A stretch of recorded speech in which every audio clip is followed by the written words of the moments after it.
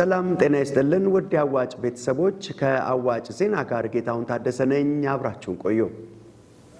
አዋጭ ባሳለፍነው ሳምንት ለ114 አባላት ከ119 ሚሊዮን ብር በላይ የብድር አገልግሎት ሰጠ።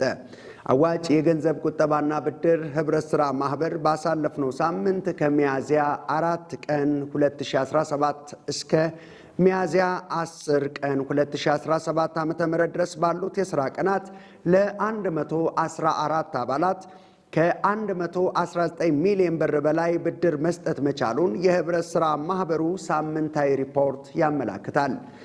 ህብረት ሥራ ማህበሩ በሁሉም ቅርንጫፍ ቢሮዎቹ ለ6 ወርና ከዚያ በላይ 25 በመቶ ቆጥበው ብድር ለመውሰድ አስፈላጊውን ቅድመ ሁኔታ ላሟሉና የብድር ጥያቄዎችን ላቀረቡ አባላት ብድር የመስጠት ሂደቱን ባሳለፍነው ሳምንትም አጠናክሮ ቀጥሏል።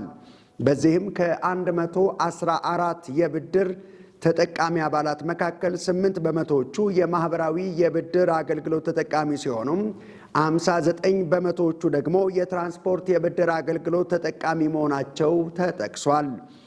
ቀሪው 33 ከመቶ ደግሞ በሌሎች የብድር አይነቶች እንደሚሸፈን በሪፖርቱ ላይ ተመላክቷል። ውድ የአዋጭ ቤተሰቦች ቆይታችሁን ከኛ ጋር ስላደረጋችሁ ከልብ እናመሰግናለን።